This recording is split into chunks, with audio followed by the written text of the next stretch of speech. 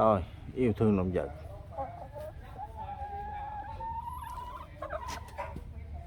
Máy 2,3 kg nha.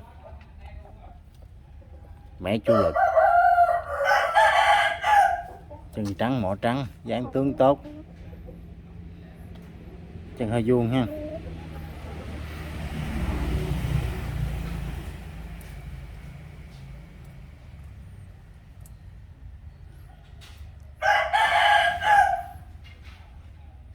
Có đồ chơi nha, ngay cửa.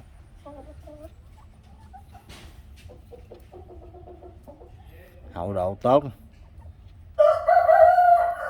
Nói về độ xài cửa thì mẹ này chuẩn nha.